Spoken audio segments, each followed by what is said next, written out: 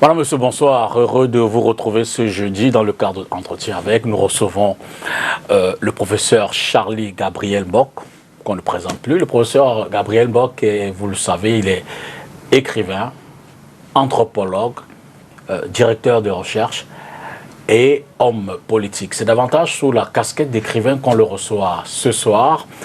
Le professeur Charlie Gabriel Bock va nous refaire l'histoire du Cameroun, ou du moins ce qu'on appelle de façon triviale la crise anglophone. Au lendemain de ce 1er octobre 2024, vous le savez, ça fait 66 ans qu'on parle de réunification au Cameroun dans un contexte où depuis 2016 déjà, 2018, le Cameroun vit une crise dans les régions du nord-ouest et du sud-ouest avec les séparatistes qui ont pris les armes contre la République. Il y a quelques jours, on a appris l'arrestation en Norvège de l'un de ceux qui sont présentés comme les véritables investigateurs, les financiers chauds à Yaba. Dans ce contexte, donc, on refait l'histoire. Professeur, bonsoir. Bonsoir et merci de m'avoir accueilli malgré le mauvais temps qu'il fait à Douala. Absolument, il y a un temps pluvieux.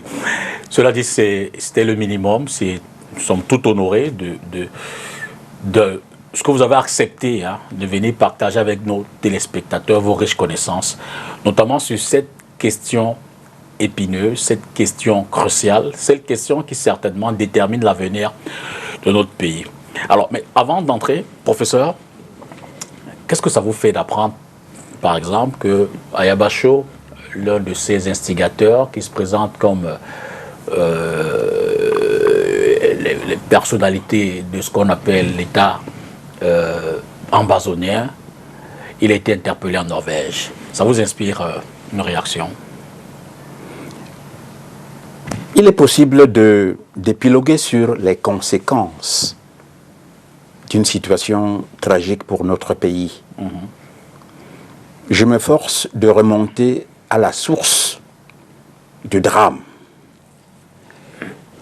Parce que si nous nous limitons aux conséquences, il y aura ce monsieur, il y en a d'autres dans d'autres pays, c'est des fils du Cameroun. La question de fond serait de savoir comment cela s'est-il fait pour qu'il arrive à certains Camerounais de se retrouver dans cette situation peut-être de désespoir où ils peuvent se sentir obligés de gérer par la violence une violence dont ils se plaignent et que personne ne semble prêt à accorder la moindre attention. D'accord. Donc, sur le plan méthodologique, gérer les conséquences est une chose, mais remonter à la source du drame me semble beaucoup plus instructif pour les Camerounais et pour l'avenir du Cameroun. Certainement pour avoir des solutions. Il me semble que le souci de remonter aux sources permet de rééquilibrer les angoisses, les colères, les frustrations et de se dire qu'est-ce qui n'a pas marché et à quel moment y a-t-il eu basculement. C'est le souci du chercheur que je suis.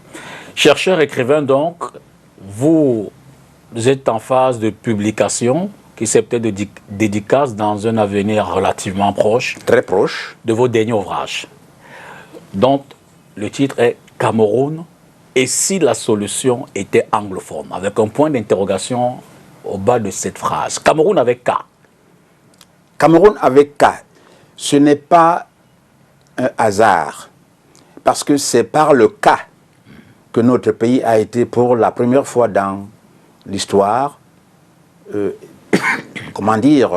identifié, désigné. Je n'ai pas la chance d'être historien. J'en profite pour rendre un hommage à un regretté collègue, Daniel Aboua, qui vient de nous quitter. Absolument. Il aurait mieux parlé de l'histoire du Cameroun. Je ne suis pas historien, mais Cameroun avec K signifie beaucoup de choses. Parce que c'est à partir du K que beaucoup de choses se sont déroulées. Et dans l'ouvrage que vous signalez, que vous annoncez, je signale que c'est la francophonisation de ce nom Cameroun qui a été l'une des sources majeures des problèmes que nous vivons en ce moment. Autre élément singulier, vous faites ce titre, ou du moins cet ouvrage à la mémoire de Bernard Follon. C'est quoi le symbole derrière? Ah, Bernard Follon. Bernard aussi Follon, écrivain, homme politique. Il était tout cela, absolument, mais il était surtout un grand homme. Voyez-vous, j'ai eu le privilège de l'avoir comme enseignant à l'université du Cameroun. Il y a des personnes qui ne sont pas que des visages et des cravates. Il y a des personnes qui sont des projets. Comme individu, il m'est arrivé de le dire, nous avons tous un visage. Absolument. Mais c'est quand quelqu'un représente un projet qu'il m'accroche, qu'il attire ma modeste attention. Et Bernard Follon est de ce personnage-là que le Cameroun aurait intérêt à mieux connaître. Et c'est à lui que je dédie cette réflexion, ce questionnement sur la tragédie qui mutile des familles au Cameroun. Je rappelle qu'il est décédé le 26 août 1986 à Ottawa, au Canada. Venons-en au fait, parlant de l'ouvrage. Et d'entrée, vous dites, au Cameroun, l'expression problème anglophone, ou guillemets ouverts et refermés, aussitôt, suscite deux préalables à s'y conscrire au plan de sa formulation et de son angle d'approche. Y a-t-il une problématique derrière cette expression? Je veux dire que dans son contenu, y a-t-il un ensemble de... Y a-t-il des connotations? Y a-t-il un ensemble de signifiants qu'on peut lui attribuer, qu'on peut donner à cette dénomination, problème anglophone? Est-ce que dans la compréhension des Camerounais, il y a une problématique singulière? Absolument, oui. Parce que dans les techniques de communication, vous savez, les mots cachent les choses. Absolument. Problème anglophone, aucun problème ne parle anglais. Anglophone signifie quelqu'un qui parle l'anglais. Okay. Mais aucun problème n'a jamais parlé l'anglais. Or, nos compatriotes qui s'expriment de temps en temps en anglais se retrouvent dans une situation insoutenable pour eux. Et au lieu d'identifier le problème dont ils souffrent, dont ils parlent, et qu'ils signalent à corps et à cri, on veut, comment dire cela, coller l'étiquette linguistique à une question socio-politique de grande douleur. On. Je dis on parce que c'est un on ciblé.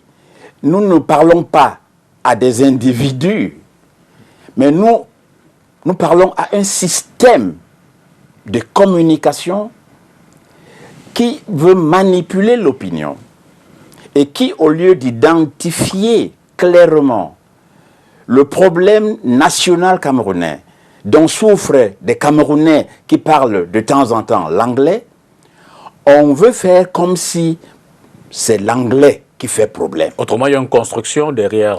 C'est une construction maléfique qui veut fausser la visibilité du drame sociopolitique qui est à la base de cette tragédie-là. Vous savez que les gouvernants, pour un certain nombre, disent qu'il n'y a pas de problème anglophone au Cameroun. S'ils pensaient ce qu'ils disaient, on l'aurait compris. Mais le temps que j'ai pris à analyser vous savez, ces deux termes-là, problème anglophone, m'a permis de débusquer le mensonge et de découvrir ce qu'on appelle aujourd'hui un mensonge de l'histoire. Et vous allez expliquer cela. On était en train de dire que, alors au plan de sa formulation, vous avez deux angles d'approche. Il y a d'abord le vice de formulation que vous indiquez, et puis derrière, l'angle d'approche proprement dit. Oui, l'angle d'approche, je vous remercie, parce que nous pouvons être... Nous sommes fragiles dans nos conclusions, dans nos résultats, mais si nous sommes fragiles dans la méthode, nous sommes perdus. Voilà pourquoi il est important de bien cadrer la méthode qu'on a abordée. D'accord. Qu'on a utilisée, je veux dire. Premièrement, je crois qu'il y a une intelligence de problème et une intelligence de solution. Qu'est-ce que j'entends par là? J'entends par là que lorsque nous abordons un problème, comme problème, nous pouvons arriver à le comprendre, à maîtriser, comme on dit, les tenants et les aboutissants, et peut-être à proposer quelques solutions. Mais seulement nous réfléchissons en termes de problème, pas encore en termes de solution. Voyez-vous? Et quand on réfléchit en termes de problème, parfois on se dit, il faut entrer dans le problème pour mieux le comprendre. Or, dès que vous entrez dans le problème, au lieu d'entrer véritablement dans le problème, vous internalisez le problème en question. Et votre subjectivité commence à fausser votre jugement. C'est des postures d'analyse technique qu'il vaut mieux connaître. Et en revanche, lorsque vous faites l'effort de mobiliser ce que vous prétendez avoir d'intelligence, de solution, vous sortez de la boîte pour tenter de comprendre ce qu'il y a dans la boîte. Et c'est parfois douloureux. Or, dans ce cas précis, je me suis efforcé de sortir d'une situation pour mieux comprendre avec quelques distances ce qui s'est passé exactement et à quel moment. Donc là, il s'agit davantage de la méthodologie en vue de la compréhension de la problématique. Et cette méthodologie m'a permis de me rendre compte de l'importance de ce qu'on appelle aujourd'hui le savoir interstitiel, l'interstice. Il y a deux choses qui sont en présence l'une de l'autre. Vous pouvez les connaître l'une et l'autre séparément. D'accord. Voyez-vous? Mais l'interstice qu'il y a entre ces deux choses-là est très important à maîtriser en ce qui concerne les sciences humaines et la gestion des situations sociales. Or, dans le cas d'espèce, il s'agit d'une situation sociale où c'est des personnes humaines qui s'affrontent, qui se déchirent et qui se tuent. Comment faire pour comprendre ce qui se passe entre ceux-ci et ceux-là? Voyez-vous? À partir de là, la connaissance interstitielle devient importante à maîtriser parce qu'elle implique des transformations sociales. Or, il y a urgence de transformation sociale dès qu'on aborde la problématique de cette tragédie au Cameroun. En d'autres termes, vous nous révélez ce soir que la question, ce que vous appelez le problème anglophone, a aussi un plan d'analyse scientifique. Si on ne fait pas une analyse scientifique, on ne peut pas donner aux décideurs des chances de prendre des décisions politiques. Absolument. Or, assez souvent, que font les décideurs? Ils disent aux analystes, ne nous donnez pas de conseils, ne nous donnez pas vos avis, on peut se tromper tout seul. Et justement, c'est là que je voulais arriver. Avez-vous le sentiment qu'à ce jour, au regard des mesures qui ont été prises, en passant, qui c'est peut-être pas le grand dialogue national, on célèbre les 5 ans aujourd'hui de sa tenue, avez-vous le sentiment que les scientifiques ont suffisamment étudié, analysé cette problématique depuis 1961 et sont-ils en capacité d'avoir la matière nécessaire pour mettre à disposition des politiques, des décideurs, les éléments pour avoir la meilleure approche de résolution de ce problème? Je n'en suis pas certain. D'accord. Je n'en suis pas certain parce que j'ai essayé de parcourir toute la littérature qui existe.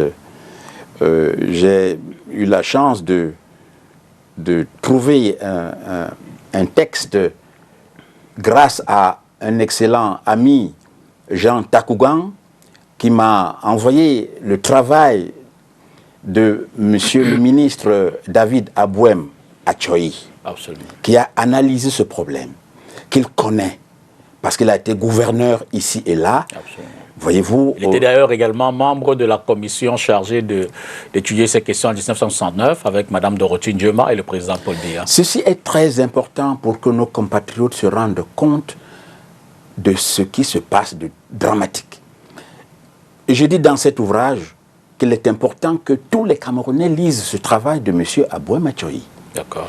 Parce que, sans émotion, il dit clairement que si la capitale du Cameroun avait été à Buea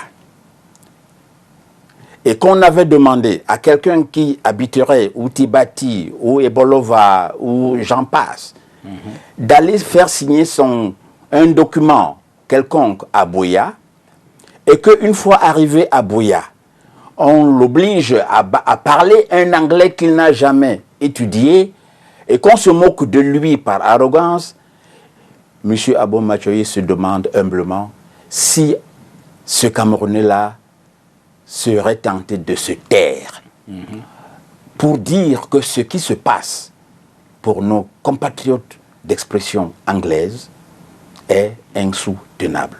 Je ne peux pas citer ce document, mais il est précieux pour nous. Voilà pourquoi j'ai dit, voilà des textes fondamentaux à lire et à comprendre.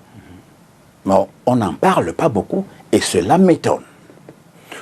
Donc, on peut dire, regardons de cette lecture que vous faites, que les décideurs n'ont pas eu suffisamment de matière pour prendre les mesures justes, appropriées, si on peut le considérer ainsi, pour sortir de la crise, puisque nous y sommes encore. Je ne dirais pas que les décideurs n'ont pas eu suffisamment de matière. Il n'y a peut-être pas eu beaucoup de matière, mais le peu qu'il y a eu est suffisant pour qu'une bonne décision soit prise. Et c'est ici que la question devient éthique, morale, politique. D'accord. Parce qu'il y a une volonté de bâillonnement, il y a une volonté de contrôle et de domination d'une partie des Camerounais par d'autres Camerounais en position de puissance ou de gouvernance. Alors, dans le déroulé de votre ouvrage, avant l'approche, vous évoquiez la formulation de ce problème. Oui. Quel intérêt? L'intérêt Exact. de bien formuler ce problème. Exact. L'intérêt de bien formuler ce problème se justifie du fait que, vous savez, connaissez la formule, tout ce qui se conçoit bien s'énonce clairement. Une mauvaise conception peut vous produire un monstre. Nous y sommes? Et nous sommes dans la monstruosité, puisque nous pleurons tous les jours, nous déplorons tous les jours l'assassinat de jeunes Camerounais de part et d'autre. Nos soldats sont exposés, nos soldats exposent les autres à des balles, les dialogues par balles créent des trous dans notre oxygène en permanence. Je crois que ceci découle du fait qu'on n'a pas pris le temps, on n'a pas eu l'humilité d'écouter. Et je cite M. Aboué Matchoyi, qui rapporte un entretien avec un de nos compatriotes d'expression anglaise. Il lui disait, vous n'avez pas voulu nous écouter, mais le monde va nous entendre. Voyez-vous, quand on pousse des êtres sains de corps et d'esprit à leur dernier retranchement, on ne sait pas quel monstre peut en jaillir. Et la mort est toujours monstrueuse. Puisqu'on parle de lui en passant, je rappelle que Aboué Matchoyi a également animé la sous-commission de la décentralisation lors du grand dialogue national qui s'est tenu à Yaoundé, effectivement pour questionner cette problématique, la question anglophone, dans le cadre du grand dialogue national, et on l'a dit plus tôt en 1979, donc il avait déjà grandement tablé sur ces questions. Cela dit, alors, vous dites, nous posons par hypothèse que c'est par escamotage et négationnisme qu'on se complaît à anglophoniser un problème sociopolitique national. N'est-ce pas assez dur? Ce n'est pas assez dur, c'est tout simplement un effort de précision. D'accord. Pourquoi? Parce que je vous ai dit que le réductionnisme a voulu qu'on accroche une tragédie sociale, publique, nationale, à un facteur linguistique. Ce n'est pas la langue qui fait le problème. Ce n'est pas la langue qui fait le problème, voyez-vous. Il y a une situation sociale qui fait que, à un moment donné, une communauté du Cameroun a vécu d'une certaine manière, une certaine manière de gérer sa culture, mais il se trouve que par ce qu'on appelle cyniquement les ruses de l'histoire, on veut laisser croire à cette communauté qu'elle ne peut plus exister comme elle existait. La déculturation n'arrange jamais personne. Les frustrations dégénèrent souvent en cristallisation assassine. Et voyez-vous, les dates de l'histoire sont déplacées. J'ai apporté pour votre public un journal qui date d'octobre 2016. Absolument. 1er octobre 1961, une date oubliée, 2 personnalités en vue au Cameroun en parlent.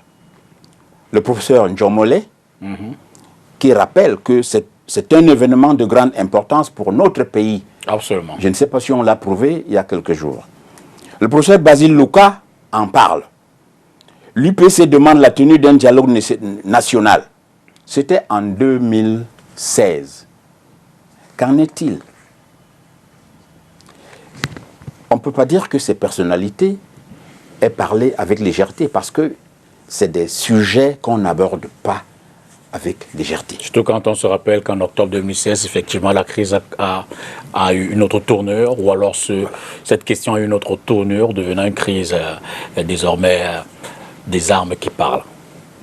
Nous devons, je crois, regarder comment nous sommes beaux dans nos miroirs. On se rendrait compte qu'il y a mieux à faire. Et les slogans n'aident personne, n'aident aucune intelligence. La gouvernance par slogan n'aide personne en ce moment. Et donc, vous formulez des interrogations sur la base de ces hypothèses. J'en prends quelques-unes. Elles sont 4. Le problème du anglophone ne serait-il pas plutôt camerounais? Je rappelle que vous faites camerounais avec A. La deuxième, la camerounité de ce problème serait-il liée à sa francophonisation? Ça sous-entend que vous avez conclu que le problème dit anglophone est plutôt camerounais. N'aurions-nous alors à gérer qu'une francophonerie de plus sous les tropiques? Et la dernière question, et si la solution pour gérer cette francophonerie était anglophone? Professeur. C'est des questions de fond. Exact. C'est des questions de fond. Je voudrais donner quelques indices. OK. En tentant de les résumer, je dirais c'est la francophonisation de la question qui concerne le nord-ouest et le sud-ouest qui a conduit à l'anglophonisation du problème. Et on a voulu fausser ce problème par attachement à la rage de francophoniser tout le Cameroun. Autrement dit, on voulait leur inculquer notre façon de faire, la culture et tout le reste qui conditionne. Absolument. Et dans l'ouvrage, je cite le cardinal Toumi. Si on peut avoir ces références à l'antenne, il me semble que... Dont le travail... Vous savez, il y a un ouvrage qui a été écrit sur Christian Toumi par Édouard Oum. Okay. Et le cardinal Toumi raconte qu'il a été une fois à une cérémonie et qu'un diplomate français, l'entendant parler le français, s'est approché de lui et lui a dit « Félicitations, monseigneur, pour tout ce que vous faites pour francophoniser, pour que tout le Cameroun devienne francophone et français. » Monseigneur Toumi lui a dit tout simplement « Je suis anglophone, Excellence. » C'est dans l'ouvrage. Premier indice. Ok. Deuxième indice.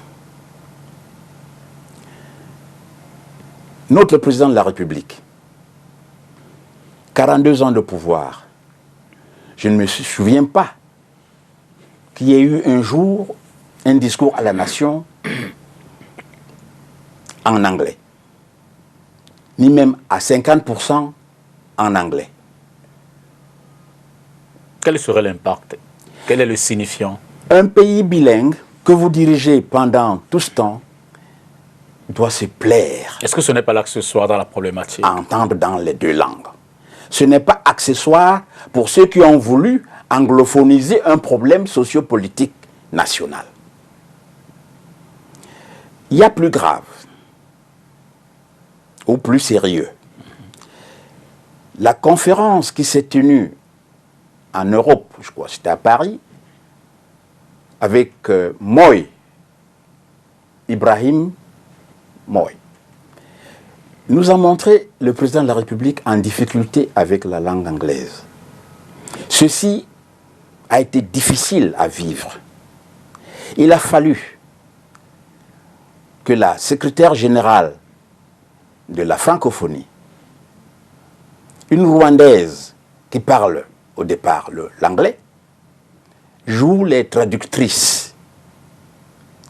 Ceci est difficile pour un citoyen normal, dans la mesure où les deux pays qui se vantent dans le monde d'être bilingues, il y a le Canada et il y a le Cameroun. Vous n'entendrez jamais un Premier ministre canadien finir un discours sans en dire une partie dans la langue, dans l'autre langue. Mais nous, 40 ans, blackout. Et qu'est-ce que cela inspire comme réflexion? Sans faire attention, il s'exprime là un raidissement contre quelque chose dont on ne veut surtout pas s'approcher. Nous étions donc à l'ouverture du deuxième forum de Paris sur la paix en novembre 2019. Voilà. Ces quelques indices font frémir, voyez-vous, parce que le bilinguisme au Cameroun, quand je vous ai parlé de Fonlon, ma foi, le bilinguisme, qu'est-ce que c'est devenu dans notre pays? Ou qu'est-ce que c'est? On vous dit avec ironie, ah oui, c'est le Cameroun qui est anglophone, mais pas les Camerounais. Pitoyable, dans la mesure où, à un moment donné, j'avais cru entendre que tous les fonctionnaires devaient faire un stage au centre linguistique qui est basé à Yaoundé. La décentralisation dont il est question dans les discours aurait pu accélérer ce processus de décentralisation de ce genre de centre pour que la langue anglaise soit une condition éliminatoire dans les promotions, dans les organigrammes d'État. Tel n'est pas le cas, me semble-t-il. Et la commission sur le multiculturalisme, bilinguisme, multiculturalisme, voyez-vous, à quoi arrive-t-elle? Elle a des difficultés. Pourquoi? Parce que précisément, le bilinguisme reste un souci. Et pourquoi est-ce que c'est un souci au Cameroun? Parce que nous avons un problème d'identité nationale. Autrement, la question anglophone est une question d'identité. C'est une question nationale qui induit la quête et la conquête d'une identité nationale. Une identité qu'on a voulu fondre dans la francophonerie. C'est une francophonerie est à l'œuvre. La francophonerie est à l'œuvre. pour francophoniser tout le Cameroun. Ils y travaillent, voyez-vous. Je vais vous donner un indice qui peut donner matière à réflexion.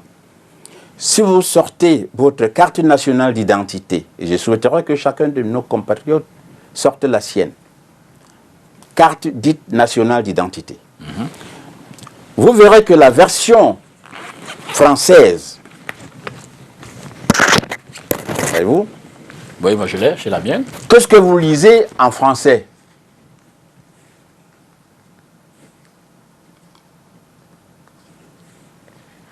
République du Cameroun, carte nationale d'identité. Carte nationale d'identité. Absolument. Et en anglais, qu'est-ce qu'il y a écrit? National Identity Card. National Identity Card. Pour tous ceux qui comprennent un peu les deux langues, pour les francophones ou ceux qui se présentent comme tels, c'est la carte qui est nationale, pas l'identité. Alors que pour nos compatriotes anglophones, c'est l'identité qui est nationale, pas le simple carton. Comment faire pour résoudre ce problème? Il ne s'agit pas d'une simple inversion de la position des mots. Du tout. D'accord. Du tout.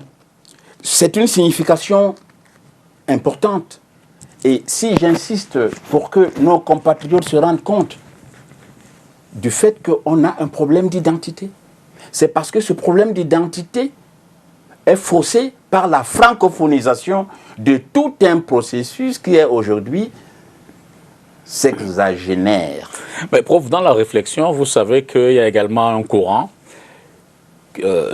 davantage celui qui défend la thèse du non-problème anglophone, qui pense que la question qui se pose dans le nord, c'est le sud-ouest, se pose à l'extrême nord, se pose à l'Umbam. Chaque communauté voudrait se reconnaître dans le concert national avec ses problèmes intrinsèques, avec ses problèmes locaux, qui ne trouvent pas forcément des réponses sur le plan central. Ce serait beaucoup de malhonnêteté intellectuelle de céder à cette thèse ou de l'animer. Parce que ce qui se passe dans d'autres communautés n'a pas été inscrit dans une constitution quelconque du Cameroun. Or, en 1961, on a constitutionnalisé une situation. Et dans cette constitution de 1961, il était question que les deux parties du Cameroun s'accordent, je vais vite, dans le cadre d'un État fédéral. Et il me semble que l'un des articles de cette constitution stipulait qu'il n'était pas question de revenir sur ce point majeur, à savoir que le Cameroun devait être un État fédéral. Voyez-vous? Absolument. Ceci me semble très important. Et cette question qui est politique a été gérée comme on voit. Alors quand on déconstitutionnalise un élément aussi important, on doit se poser des questions difficiles, même si on n'a pas de réponse. Pourquoi a-t-il été nécessaire de le faire? De Gaulle dit à Ahidjo, si vous ne reprenez pas vos compatriotes anglophones, si vous n'en faites pas des francophones, votre pays sera toujours divisé. C'est dans le texte, l'ouvrage qui va paraître. Voyez-vous? Et c'est comme si un travail de fond continuait en sourdine, simplement. Et lorsque je vous signale la réaction du cardinal Toumi, un homme sobre, mais il a dit l'essentiel. Je ne sais pas si cet ambassadeur ou ce diplomate a terminé son cocktail comme il l'aurait voulu. Il y a une question de constitutionnalisation du vécu camerounais.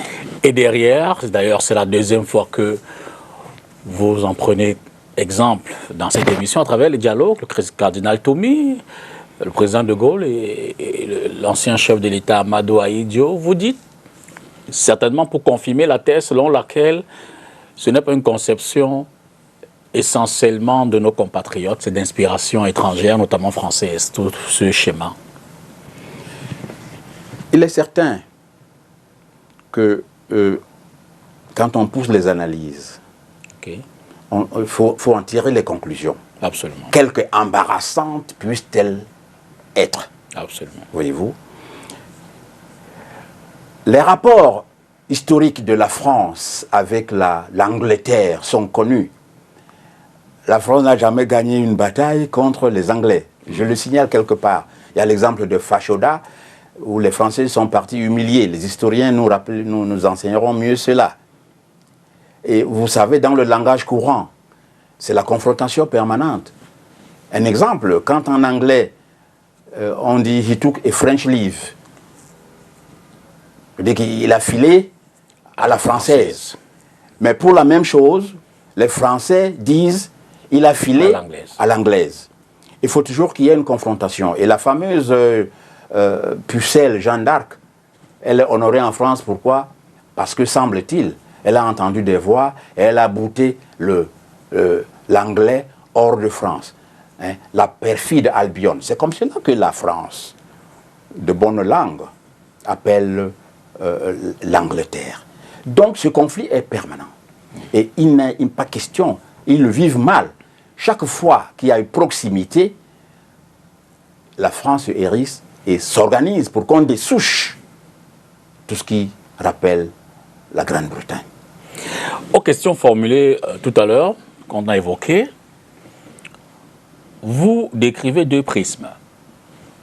D'abord, l'intelligence des problèmes ou l'intelligence des solutions. On va commencer par là, mais derrière, vous y reviendrez aussi sur la camerounité du problème dit anglophone. Commençons par l'intelligence des problèmes et des solutions.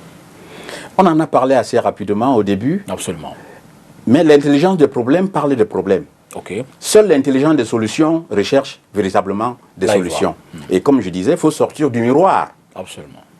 Pour résoudre effectivement un problème. Parfois, vous savez, la liberté qui anime plein de discours, se battre pour la liberté de quelqu'un, accorder sa liberté à quelqu'un, c'est lui donner la possibilité de se passer de vous. C'est très important. Si vous n'êtes pas capable d'entendre votre fils vous dire « Papa, laisse-moi un peu tranquille, je vais m'organiser », attention, vous le tenez en laisse et c'est une émasculation qui n'aide pas l'enfant. L'émancipation est fondamentale, on coupe les chaînes. Et je doute qu'un pays comme la France ait jamais eu un programme de libération des colonies. Un livre publié il y a une dizaine d'années le dit, je l'ai publié, « Décoloniser la France », c'est le titre. Il m'a coûté un visa, j'étais invité à l'UNESCO, mais ça c'est des... Mais voilà. Donc il faut sortir du miroir pour résoudre effectivement les problèmes. Aujourd'hui nous sommes invités, peut-être même sommés de sortir de nos miroirs pour nous regarder humblement. Parce que la problématique c'est de se rendre compte que l'autre existe. Quel est-il? Et les philosophes, un philosophe allemand a su dire cela, je parle sous le contrôle de mes éminents collègues philosophes, Heidegger. Il dit qu'on peut être un objet, un être là, un Dasein. Bouge pas, ça sent pas, ça réfléchit pas. Mais ils estiment que l'être humain est un être vert, un Tsu-Sein. Vous avez des pulsions qui vous conduisent vers l'autre. Mais pourquoi? Ce n'est pas pour qu'il y ait des déchirements, des affrontements. Et Heidegger dit, ce mouvement vers l'autre, c'est pour que nous puissions devenir un mythe, Sein, un être avec. Au Cameroun d'aujourd'hui, vous entendez le vivre ensemble, l'être ensemble. Le mythe, Sein, de la philosophie allemande nous interpelle. est-ce que nous faisons assez d'efforts? Si le Mitsein signifie que on appelle son cheval, on monte le cheval, un coup d'éperon pour que le cheval nous conduise où nous voulons, à la fin de la course, nous allons à table, nous poussons le cheval à l'étable, il y a dol, il y a mal-donne. Et c'est ce mensonge historique qui fait des morts aujourd'hui au Cameroun. La camerounité du problème dit anglophone. Les ennuis ont commencé le jour même où l'on a changé l'orthographe du nom de notre pays. Le passage de Cameroun avec K et U à Cameroun avec C et OU ne devrait nullement être réduit à une simple cosmétique d'orthographe. Quelle en est l'importance? L'importance, c'est que le Cameroun avec K nous remet à l'origine, à la naissance d'un peuple, d'un territoire qui, par les accidents de l'histoire, a été appelé Cameroun et écrit avec K. Si nous repartons de là, nous allons voir tout ce que l'histoire nous a infligé par la suite, les ramifications, les déviations, les déviances, et peut-être pourrions-nous alors percevoir le point de chute, le virage que nous avons mal négocié. Voilà. Alors plus loin, vous évoquez donc la question des partis politiques. D'abord, John Gofoncha, et ensuite les deux Mouna, le père et le plus récent, Akere Mouna, qui d'ailleurs a récemment annoncé sa candidature pour le parti Univers aux élections présidentielles de l'année prochaine. Quelle est l'incidence dans l'histoire de notre pays de ces partis politiques? Votre question est importante. Votre question est importante parce que l'analyse ou la recherche que j'ai menée m'a permis de réaliser que tous les partis politiques de ce qu'on appelle aujourd'hui le NOSO, Nord-Ouest-Sud-Ouest, Nord-Ouest-Sud-Ouest, militaient pour l'unité, l'unification. KNDP, c'était toujours pour l'unité. J'étais un pont sur le Mongo. Voyez-vous? Ce qui signifie que, dès le départ, la bonne foi, la bonne volonté était incontestable. Et qu'est-ce qu'on observe? Même dans la partie orientale du Cameroun de l'époque, les partis qui sont visibles, commençons par l'UPC. C'est l'Union des populations du Cameroun. Le C ne peut pas nous tromper parce que les militants de l'UPC de l'époque, ils savaient que c'est le cas. L'union. Pourquoi union? Et pas simplement unité. Parce que l'unité fonctionne chez nous comme un piège à mouche. L'unité est statique. L'union, seule l'union est dynamique. Parce que d'entrée de jeu, l'union pose qu'il y a pluralité, qu'il y a multiplicité, et que chaque parti doit ou s'engage à y mettre de la sienne ou du sien pour que les composantes constituent quelque chose de cohérent. C'est cela l'union. L'unité conduit trop rapidement à l'unicité. Et vous avez vu que lorsque l'UPC a été traitée comme elle a été maltraitée, l'Union camerounaise qui annonçait cet effort de mise en commun, de diversité, s'est dégradé. Là, c'est dans la pratique, Et dans le vécu quotidien. A évolué jusqu'à ne devenir qu'un rassemblement. Vous sous-entendez que... Il n'y a pas plus hétéroclite qu'un rassemblement. Il n'y a pas plus imprévu. Il n'y a pas plus autoritaire.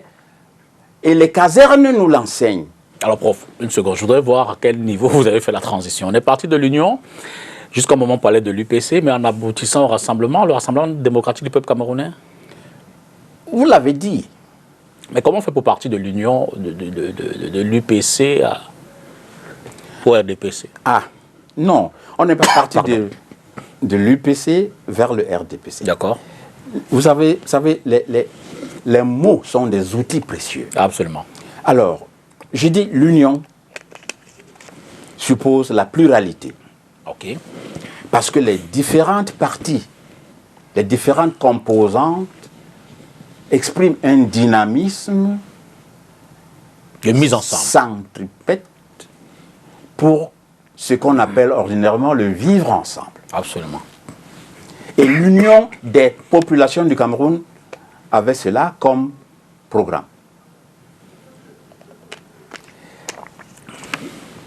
La meilleure manière de combattre son adversaire politique, c'est parfois de pirater sinon son nom, un peu de son programme. L'Union camerounaise a pris le terme union. Mais l'union a-t-elle fonctionné comme cela au Cameroun?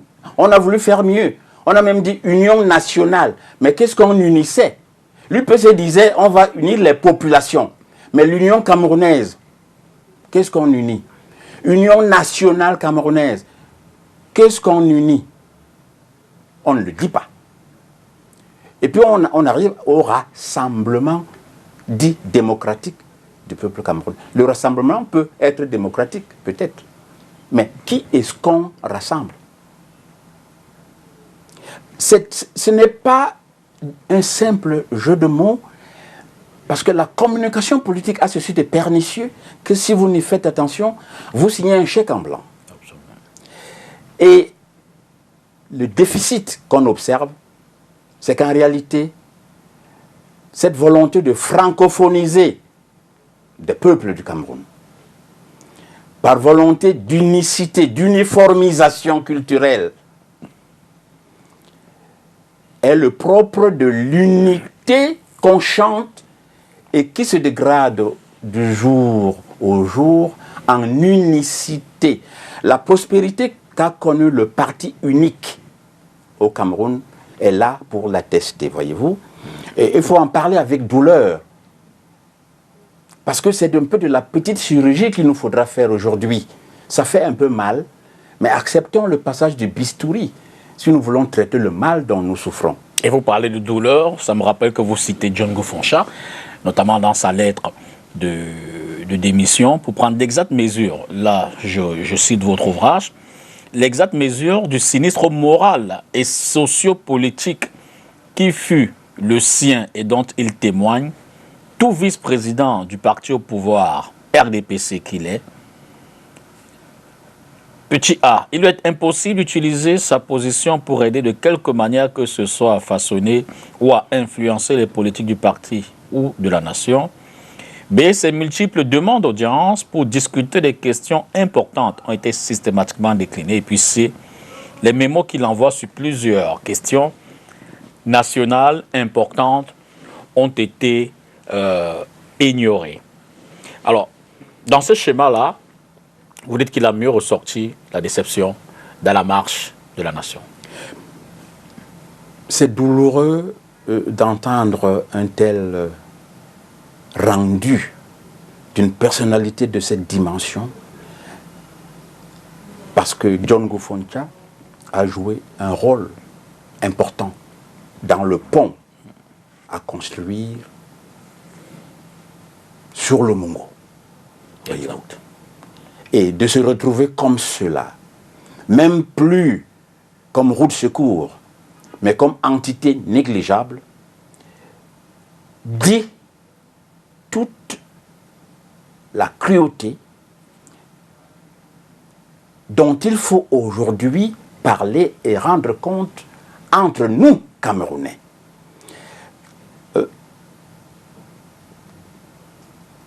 Salomon Tandemmouna a publié un ouvrage. D'accord. Lui, il était un philatéliste. On l'aura certainement à l'antenne, cet ouvrage. Merci. Mais je le cite aussi dans ce travail. Il dit qu'ils sont partis de bonne foi, mais qu'ils se sont partis de la République du Cameroun. Ils se sont retrouvés des années plus tard dans un pays qu'on appelle la République du Cameroun. Entre-temps, tous leurs espoirs, tous leurs projets ont été coulés. Ce travail n'est pas ordinaire. Les timbres et l'histoire du Cameroun. Oui. L'ouvrage de Salomon Tandemmouna. Je vous laisse poursuivre. Ceci est très important. C'est un ouvrage précieux qu'il faut lire pour compléter la réaction de John Gu Foncha. On n'en parle pas avec légèreté, voyez-vous. Et prenant le relais, ce n'était pas une question de famille. L'un des fils, Mouna, Akere, l'ancien bâtonnier, a publié des essais, des lettres. Parmi ces essais, il y a une lettre qu'il destine à son frère francophone. Le temps ne nous permet probablement pas de tout lire ici, mais en peu de mots, Akere Mouna rêve d'un pays, dit-il, où tu es moi et où je suis toi. Exact. Il ne comprend pas que lorsque lui, le frère, se plaint d'une maltraitance quelconque, qu'on lui dise « tu es un ennemi dans la maison, va au Gabon, rentre au Nigeria ». John Gu Foncha se plaignait déjà du fait que quand il posait une question qui méritait attention, on le traitait ou on traitait ces personnes, les personnes dont il parlait, de Biafrais. Il y a là des blessures morales parce que la question fondamentale est morale aujourd'hui. Et lorsque nous avons, en 1982, le concept de moralisation, nous disons il y a quelque chose à faire, même si c'est 40 ans après seulement. Parce que le dol politique est tragique, à telle enseigne que le déficit de fédération ou la déconstruction de la fédération camerounaise n'est plus une simple question de débat. La République du Cameroun d'aujourd'hui, qui a brûlé une des étoiles du Cameroun, doit être mise en débat en ce qui concerne le fédéralisme. Si la CONAC peut assumer, c'est un fait de corruption politique, la CONAC pourrait se donner les moyens de poser au moins la question. Où est passée la deuxième étoile du Cameroun? Nous aimons les étoiles, parce que tous les chefs cuisiniers se battent pour avoir des étoiles. Nos officiers supérieurs, ma foi, tous ont l'ambition d'avoir des étoiles. J'aime bien l'image. Et nous sommes heureux, nous serions heureux, nous, Camerounais, de vivre dans une constellation. Pourquoi est-ce qu'on éteint les étoiles du Cameroun? Vous faites allusion à la deuxième étoile qui n'existe plus sur le drapeau. Quand vous en avez deux, pourquoi ne pas en avoir trois? Vous savez, la décentralisation et le fédéralisme, c'est un peu. C'est pas seulement par an, mais l'un peut venir de l'autre et inversement. Mais quand on dit décentralisation et qu'on continue à tenir en laisse, à se faire le centre de tout, il y a un souci. Et quand je dis souci, c'est pas pudeur. Pour reparler de la franconisation et de l'anglophonisation, vous dites « Autant la franconisation du nom de notre pays est l'acte de naissance du problème dit anglophone, autant l'anglophonisation par les francophones d'une question sociopolitique a aggravé les malentendus au point de pousser à la dispute et à de graves menaces de rupture. » Je ne veux pas être cynique, mais j'ai envie de vous demander, dans ce cas, les anglophones, où étaient-ils? Si tant il est que les francophones ont, durant tout ce moment, essayé de mettre leur tête sous l'eau et la maintenir dans cette position. Le colonisateur ne pense pas toujours à rendre compte à sa morale. Il voit ses intérêts. C'est en fonction de ses seuls intérêts qu'il évalue son action. Et je dis, le pays qu'on appelle Cameroun, victime de la colonisation de France, n'a peut-être pas eu la possibilité de bouger. Parce que là, je vous ai cité De Gaulle. Et je vous ai signalé les processus. Ces diplomates français avec Monseigneur Toumi. Cela signifie que le maître colonial voulait assurer l'atteinte de son objectif. Je ne sais pas si ça répond à votre question, mais c'est un schéma imposé au pouvoir du Cameroun depuis ce que nous appelons l'indépendance du Cameroun. Et si le schéma est maintenu, pour vous, ça veut dire que nous ne sommes pas définitivement indépendants. Aujourd'hui, nous avons un général d'armée comme ambassadeur de France. Ahidjo avait refusé que le Cameroun serve de base arrière aux sécessionnistes biafrais. Cela a été mal accepté par ce qu'on appelait à l'époque la métropole. Mais insidieusement, on lui a placé ce programme de franconisation et de francophonisation de tout le Cameroun. C'est ce que De Gaulle a dit. Et c'est ce que le cardinal Toumi a dénoncé dans son style, avec hauteur. Et dans vos illustrations, évidemment, vous mettez au centre la question de la langue, la question des deux langues, le français et l'anglais. Nos langues en nous disent les différences. À l'opposition des langues des autres, nos langues en nous n'instruisent pas des conflits sociaux ni n'activent des divisions.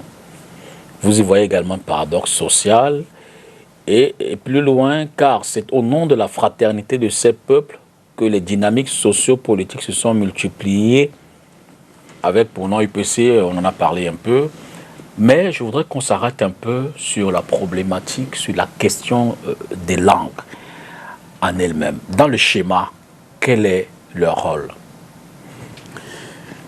Les langues sont des vecteurs d'une très grande puissance. Elles vous disent, elles vous définissent, elles vous permettent de vous situer. Prenons un exemple très simple. Lorsque vous entrez dans un magasin,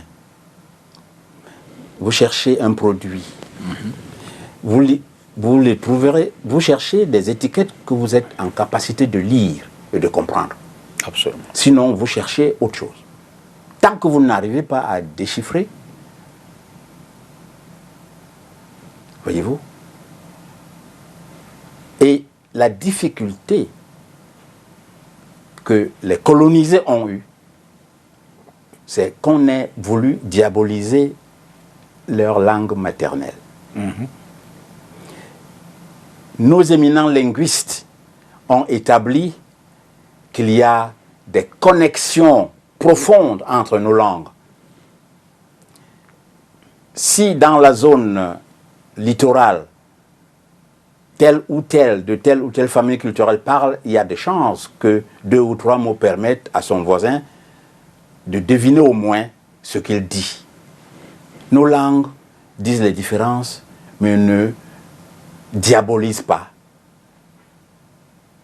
mais n'activent pas des ruptures.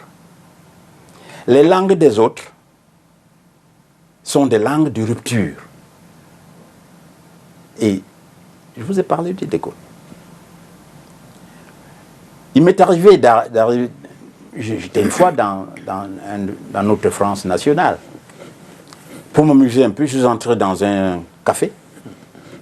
J'ai demandé en anglais où je pouvais trouver le métro. Tout le monde s'est regardé. Et j'ai reposé la même question en français. On dit, ah!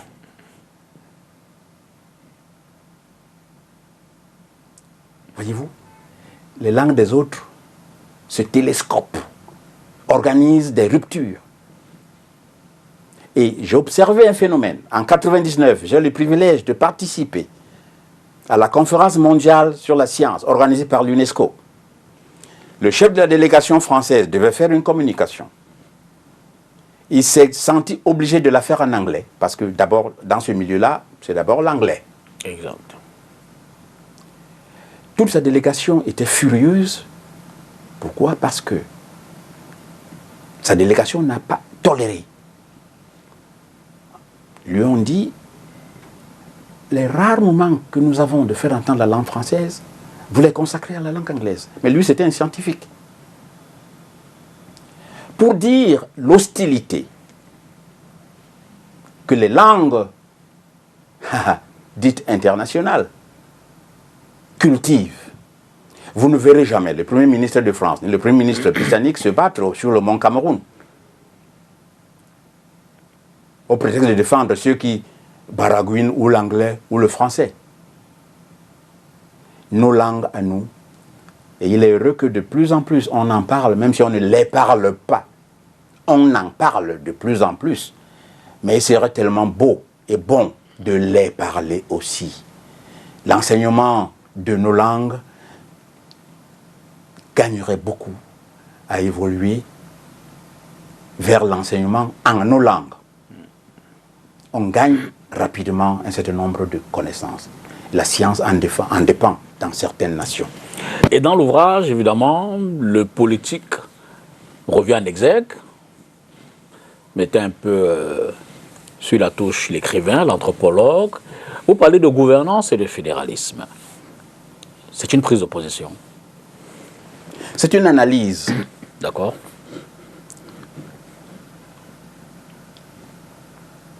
Le fédéralisme, je l'ai dit dans un ouvrage précédent, qui a pour titre « L'État ou la nation ». L'État du Cameroun ou l'État au Cameroun n'est pas un produit camerounais. Nous avons pris une structure, le code napoléonien, c'est du prêt à appliquer. On ne peut pas s'en vanter, disons-le simplement. Parce que le jour où le peuple camerounais a la possibilité de se constituer, il y aura des mécanismes clairs et le peuple du Cameroun saura quel mécanisme adopter pour se constituer. Cela signifie qu'il y a des chances d'avoir un jour un texte dans lequel tous les Camerounais se reconnaissent, ou tout au moins la grande majorité. Mais nous, on a été constitués. Difficile de s'en vanter. Le fédéralisme est l'ADN des peuples africains. Qu'est-ce que j'entends par là? Pour l'avoir écrit, je peux tenter de le résumer. Prenez, nous sommes aujourd'hui à Douala. la communauté qui habite le territoire ici. Il y a les Bona ceci, les Bona cela, les Bona ci, les Bona bang, les Bona... Voyez-vous? Absolument. Quand il y a une question d'importance qui interpelle la collectivité, tous les Bona se retrouvent et se concertent. Ils peuvent dépêcher un émissaire, va dire là-bas que. Cela signifie que l'autre qui va parler, il va peut-être dire je, mais c'est un je pluriel. Il ne parle plus en son nom propre. Le film sur Tété Combo, j'ai une conférence en attente là-dessus. Lorsqu'il est libéré, provisoirement, il parle à sa collectivité. Absolument. On lui tend un piège pour voir s'il va fuir. Mais un homme d'honneur, il ne va pas le faire. Il pense à son peuple. Il y a une assise. Quand il a parlé, il renvoie la question à la communauté. Est-ce que j'ai bien parlé? La communauté réagit et approuve. Voyez-vous? Pourquoi? Parce que nous sommes des organes pluriels. L'organisme humain nous en donne un exemple quotidien. Le poumon, le cœur, le cerveau, le pancréas, chaque organe a son rôle spécifique. Et c'est lorsqu'il y a fédération des compétences de chacun de ces organes que l'organisme humain a des chances de vivre. Et ce n'est pas le même schéma que dans une décentralisation des fonctions des organes? La décentralisation, c'est un cache-sexe. On ne veut pas aller reconnaître que c'est dans le fédéralisme que les nations africaines peuvent vivre, que l'Afrique même peut vivre. Ne nous payons pas de mots. Voyez-vous, regardez, l'exemple que je donnais une fois à l'université de Yaoundé, c'était l'exemple de la main. Je l'ai donné à certaines occasions. On dit Cameroun, un et indivisible. Mais la main, elle est une. Absolument. Et indivisible. Mais il y a le pouce, l'index, le majeur, l'annulaire et l'auriculaire. Voyez-vous? Si vous voulez faire un travail précieux, fin, est-ce que vous allez mettre votre main dans un gant de toilette? Ce sera difficile. Parce que ce sera d'une globalisation, non efficace. Non efficace. Mais le chirurgien, il va porter un gant où chaque doigt aura sa place. Parce qu'il va faire de la chirurgie. Pourquoi ne pas comprendre que le Cameroun, qui a les Bonaceci dans le littoral, l'Invour c'est là, dans la zone Fan-Biti, l'Indorceci et dans d'autres aspects, les bas ailleurs, dans les collines de Grassfield, des Bacham, des Bafang, des Bangante, des Bas, etc., des Baham. Pourquoi ne pas comprendre que la constitution, la structure sociale du Cameroun devrait inspirer la structuration du pouvoir, dont la gouvernance? Voilà la question de fond. On préfère tout mettre dans un sac et parler de vivre ensemble. On n'a pas ce problème-là. Et comme une ouverture, vous dites sous fond d'interrogation, à problème camerounais francophone, solution anglophone. Ah, j'ai été interpellé par quelques observations issues de ma recherche. Et je me suis rendu compte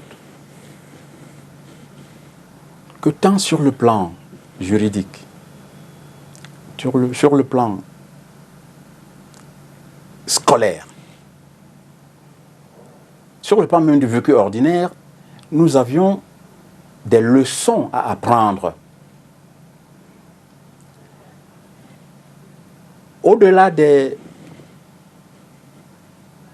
ruptures que des impatiences, parfois justifiées, peuvent exprimer, nous observons qu'au plan juridique, par exemple, il a fallu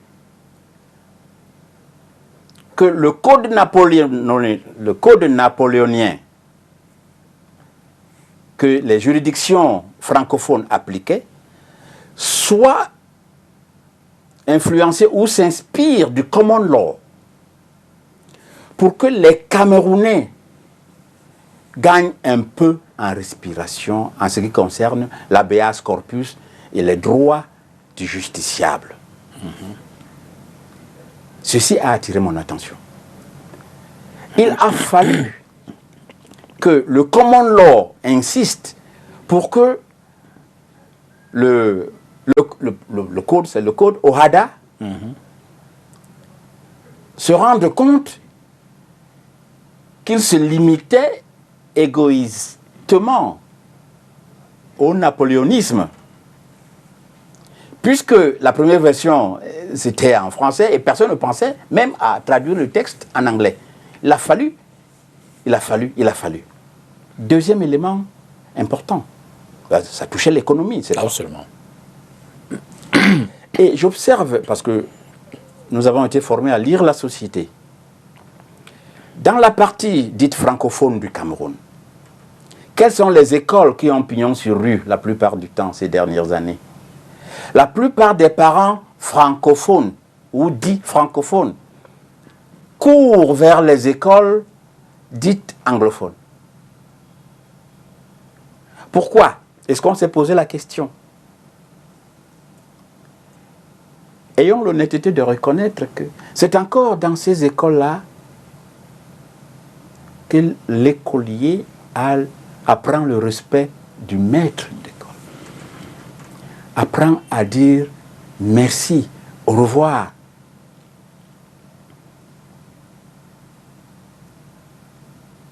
Ceci peut sembler banal, mais lorsque dès son bas âge, un enfant a appris à respecter son maître, son enseignant, je doute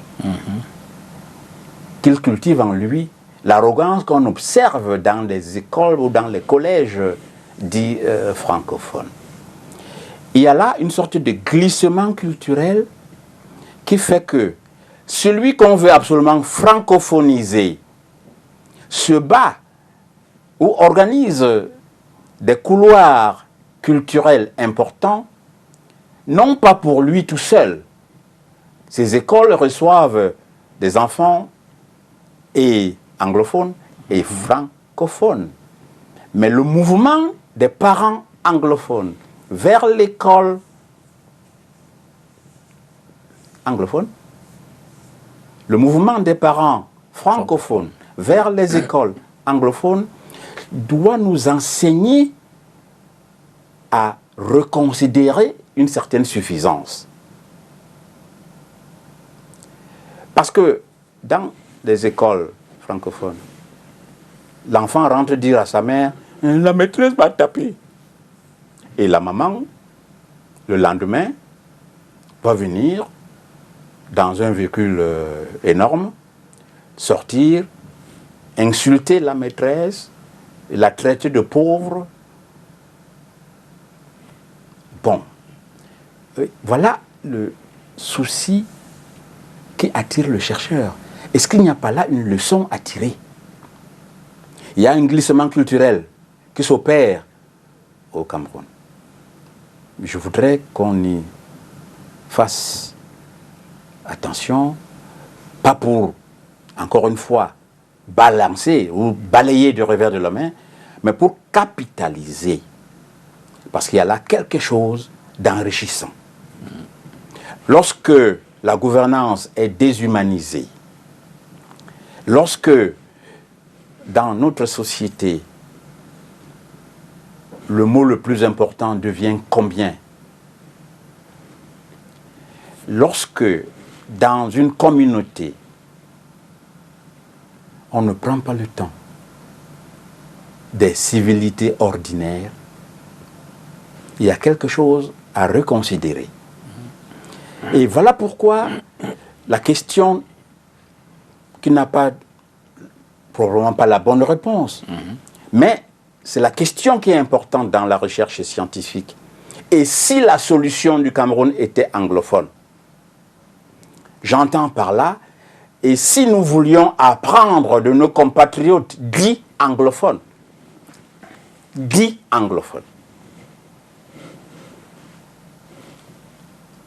il me semble qu'on retrouverait quelques marques précieuses pour la suite. Et le travail à faire, voyez-vous, des personnalités que j'admire comme Bernard von Loon, il y en a.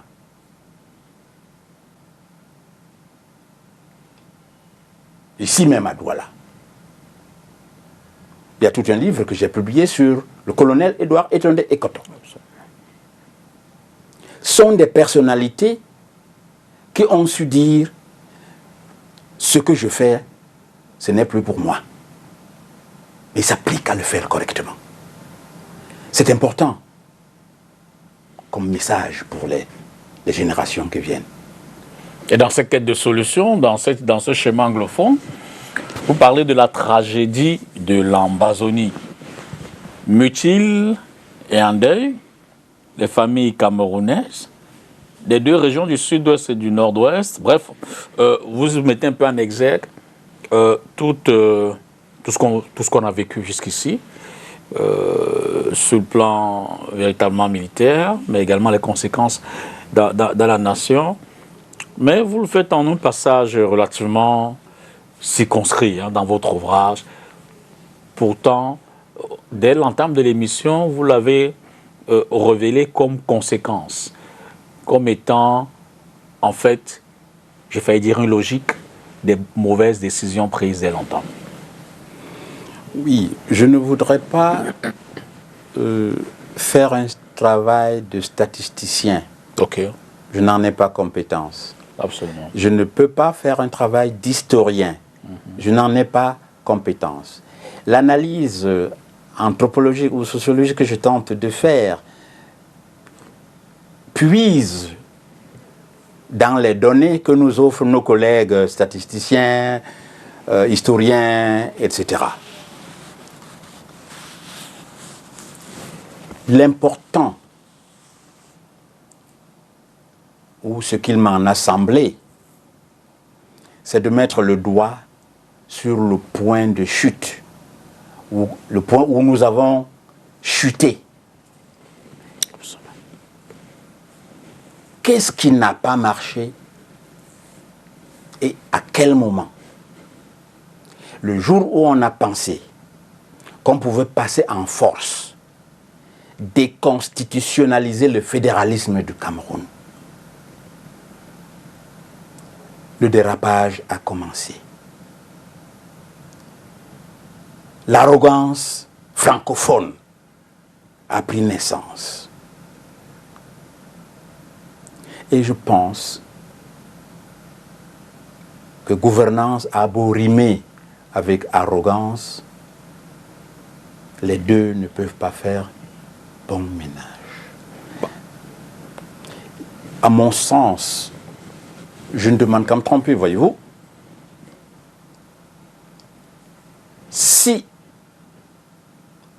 on acceptait de se revoir dans les méthodes qui ont été appliquées, John Goufoncha a signalé que ses frères camerounais anglophones aiment le dialogue, mais qu'en face, on a privilégié l'armée. L'armée ne dialogue pas. Ce n'est pas un outil de dialogue. Et le dialogue national, nous avons vu, beaucoup de personnalités ont claqué la porte. Il y a quelque chose qui ne marche pas. Peut-on prendre le temps, en toute humilité, de se reposer des questions difficiles? En fait, c'est l'une des problématiques majeures de cet ouvrage?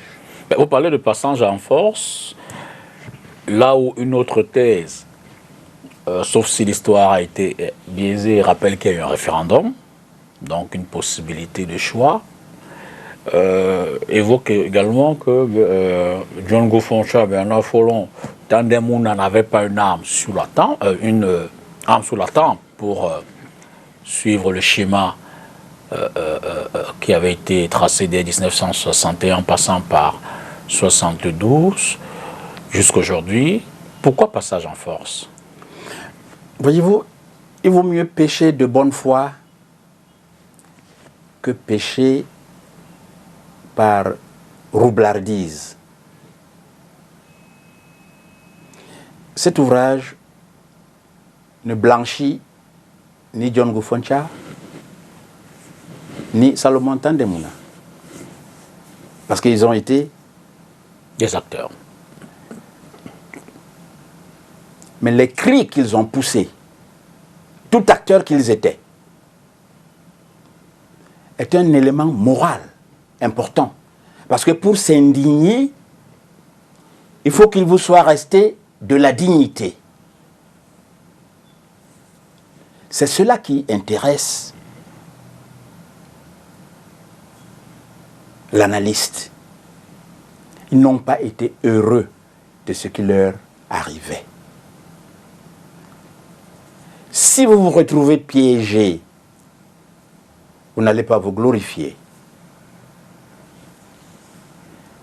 Donc, à mon sens, c'est intéressant que vous ayez parlé d'une arme à la tempe. Ce n'est pas nécessaire que vous ayez une arme sur votre tempe pour vous faire rouler, comme on dit. Voyez-vous?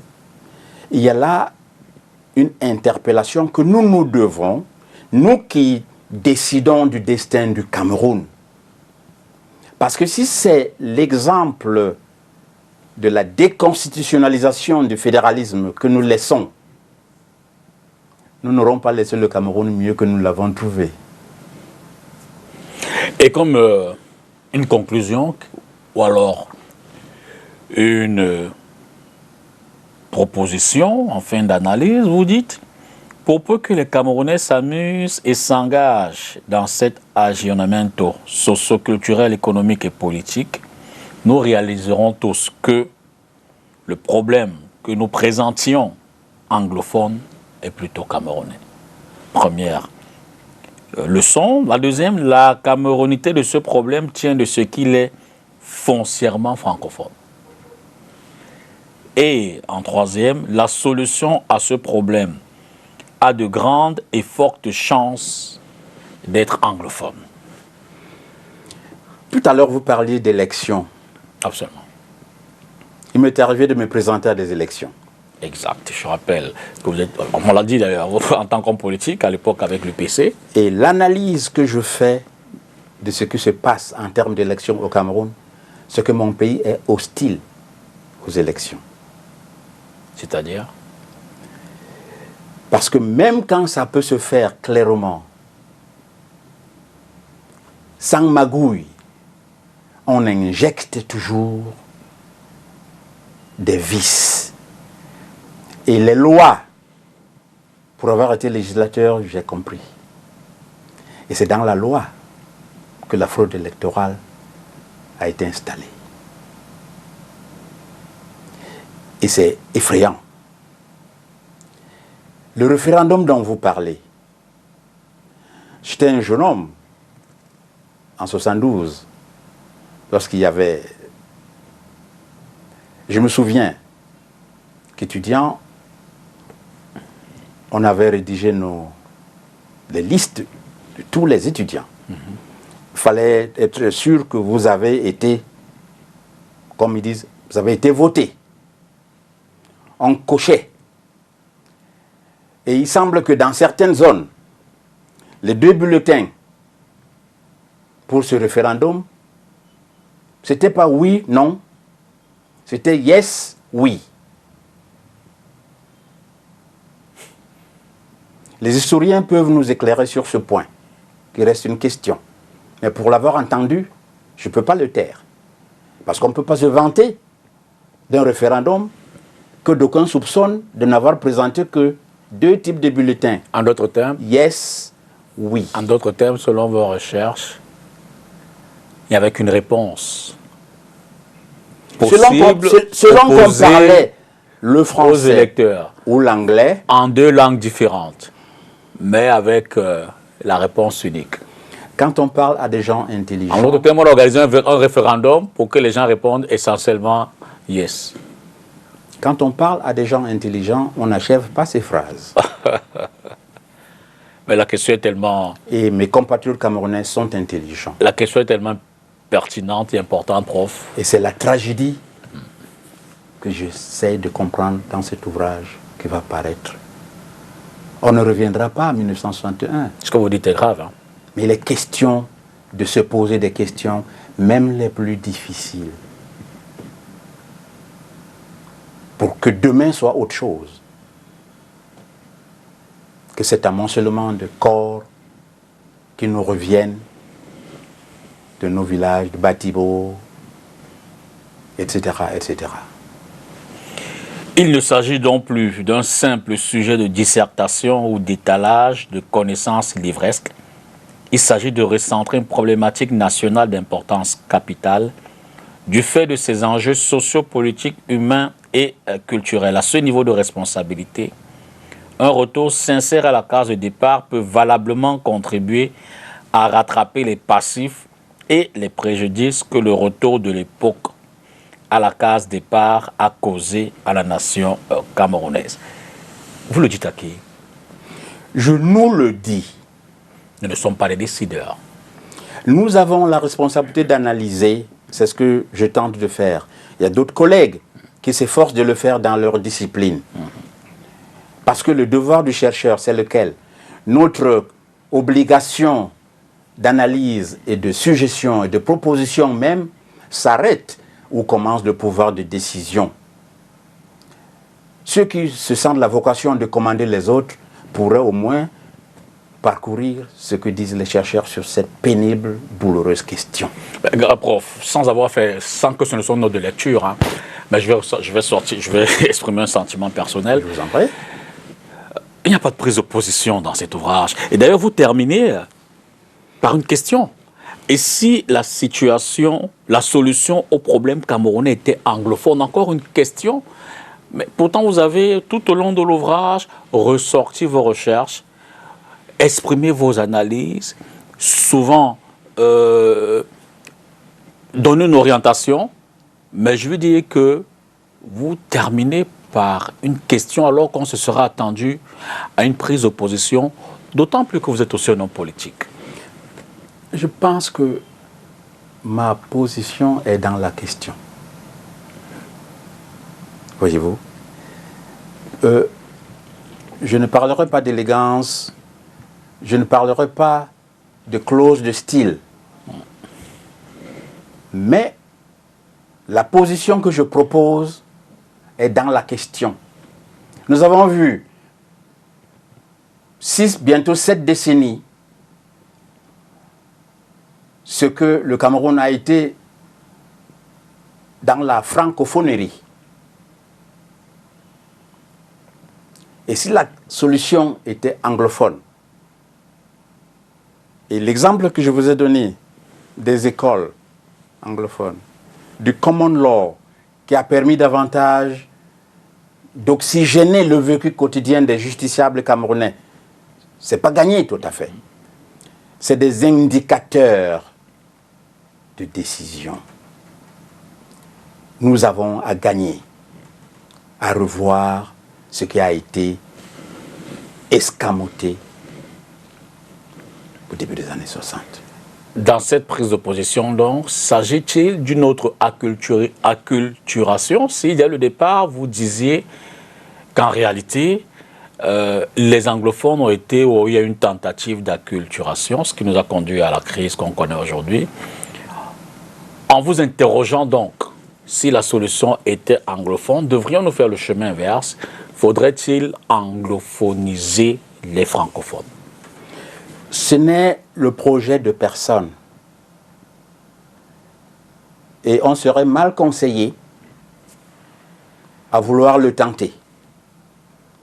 Parce que l'autre tentative, on a vu, on compte des morts par milliers aujourd'hui.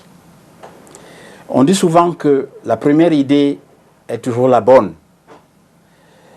Parce que celle-là, elle part des tripes, elle part du cœur. On peut améliorer.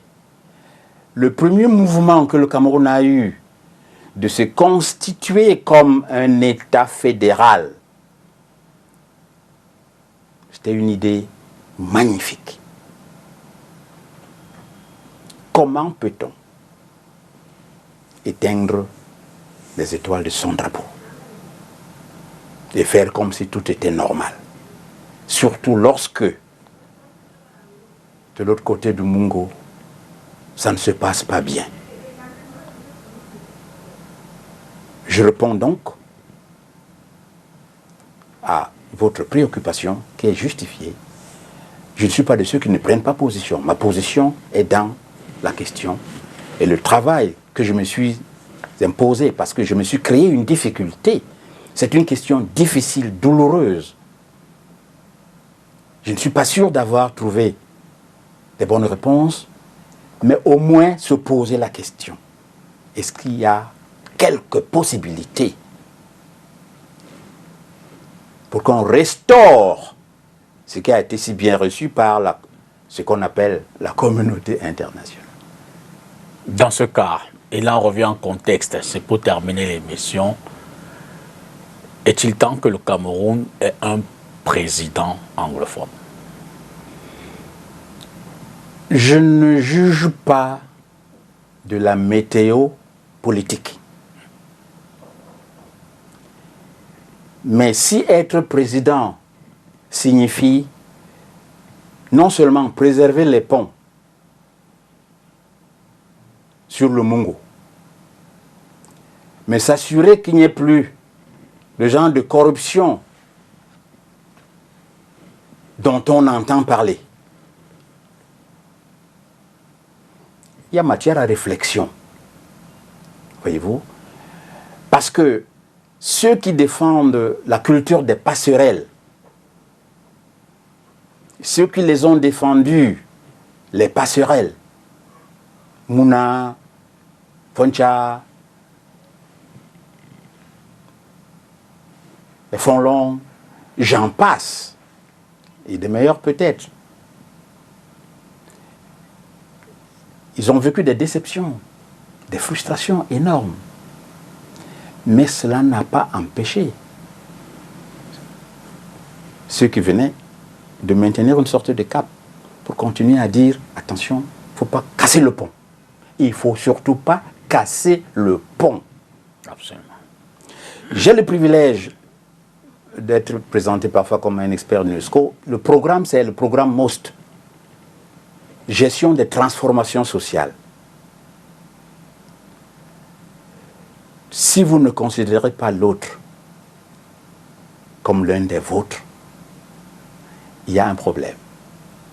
La culture des ponts, des passerelles, est importante dans une communauté de la richesse de la nôtre. Quand on parle de la diversité dans le discours, il faut matérialiser cela. Ça commence par le respect de l'autre. Or, c'est une valeur que nous tendons à, non seulement à banaliser, mais à piétiner. Si il se trouvait quelqu'un en capacité de tenir ce discours des passerelles, de dire, mais attendez, ce qui est à l'État est l'État, ce qui est à l'individu est à l'individu. Je vous ai tout à l'heure parlé de la CONAC. Absolument. Je la mets un peu au travail sur le champ politique. Parce qu'il y a eu dol, il y a eu mal donne. Le Cameroun, la République du Cameroun doit être mise en débat pour raison de détournement de fédéralisme. Professeur Charlie Gabriel Mbok, merci. Je vous remercie. C'est toujours un plaisir, évidemment, de vous savourer.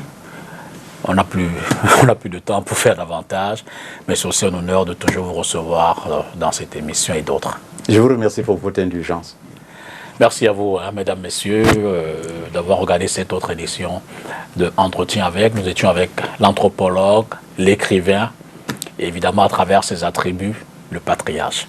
Bonsoir et à jeudi prochain.